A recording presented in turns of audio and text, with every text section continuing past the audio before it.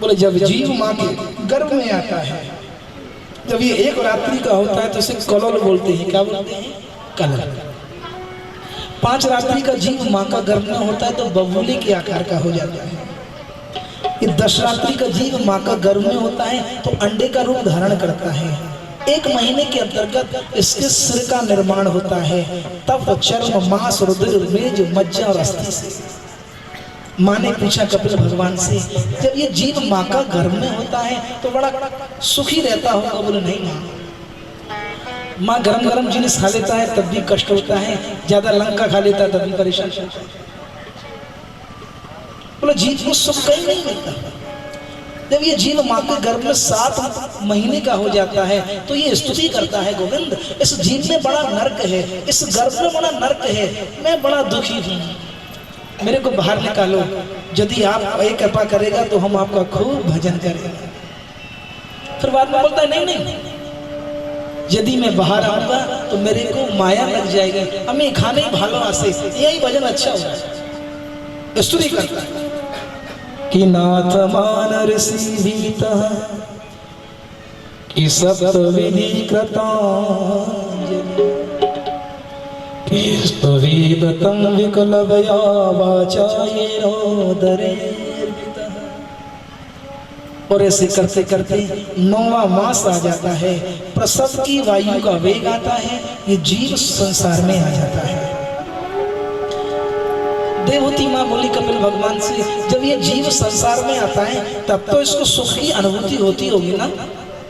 बोले नहीं माँ, छोटे छोटे कीड़े मकोड़े इसको खाते हैं, कभी कभी तो माँ दूध पिलाना ही भूल जाता है। जब ये थोड़ा बड़ा होता है तो पेट भरने की विद्या सीखने के लिए कॉलेज स्कूल में जाता है, पढ़ लिख के आता है। फिर माता पिता इसकी शादी करा देते हैं। शादी कराने के बाद इसकी पत्नी आ जाती है, और पत्नी आने के बाद जो पुत्र का प्रेम, मान, सम्मान माता पिता के चरणों में होता था वो सब श्रीमती जी के चरणों में हो जाता है। प्यार से अब पुत्र भी क्या करे, माता पिता का नहीं सुने तो इधर से गया, और स्त्री का नहीं सुने तो इधर से गया। बोले माँ, इस जीव का 100 वर्ष का आयु है, 12 घंटे का दिन, 12 घंटे की रात्रि, 50 वर्ष तो सोने में निकल जाते हैं, 25 वर्ष पत्नी के साथ निकल जाते हैं, बाकी के 25 वर्ष बच्चों की पढ़ाई लिखाई, शादी इत्यादि में निकल जाता है। बचा क्या?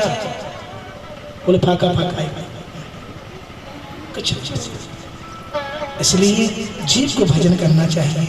अंत समय में जब वृद्ध हो जाता है ये जीव भगवान का भजन नहीं करता है, कंठ घुरघुराए थे, कंठ गगर गगर करता है पर नहीं करता भजन।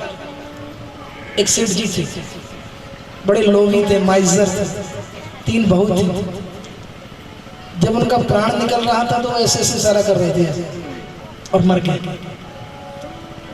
पत्नियों ने पति से कहा कि हमारा जो ससुर जी था वो धन बताना चाहता था, तो डॉक्टर को लेके आए, बोले 2 मिनट के लिए चिंता कर दो, फिर भले ससुर जी मर जाए, जो धन रखा है वो मालूम पड़ जाए। डॉक्टर ने भी पैसा ले लिया, 50,000 का इंजेक्शन ठोक दिया। 2 मिनट के लिए सेठ जी को जागृति हुई। पत्नियां दौड़ कर आई, बोले बाबूजी बाबूजी वो धन आपने छुपाया वो कौन जगह रखा है? तो सेठ जी बोले दूध, सुबह हम नया झाड़ू लेके आया था और जो गाय का बछड़ा है खा रहा है 35 रुपए का, जाओ उसको बचाओ, इसलिए इशारा कर रहे थे। मरते मरते भी आशा संसार। बोले माँ कि धनानि भूमो पशवश्य गोष्ठे नारी गृह द्वार जनाश्मशाने जे हस्य ते हस्यतायाम परलोक मार्गे धर्मानुगो गच्छत जीवेका। धन बैंक में रह जाता है, स्त्रियां दरवाजे तक रह जाती हैं, जिनको हम परिवार वाले बोलते हैं वो शमशान भूमि तक जाते हैं, पर इस जीव के साथ कोई आगे नहीं जाता है तो धर्मानुगो गच्छत जीवेका। इसका धर्म, इसका कर्म, इसका पुण्य, इसका भजन, इसका दान, इसका तप यही संग जाता है। ये जितना भी सिस्टम है सब यहाँ का है, वहां का नहीं है। जितना भी लफड़ा है ना हम लोगों के साथ, जन्म के बाद का और मृत्यु के पहले का है। बाकी ना हम किसी से, ना कोई हमारा, दुनिया के झूठे वादों ने मारा।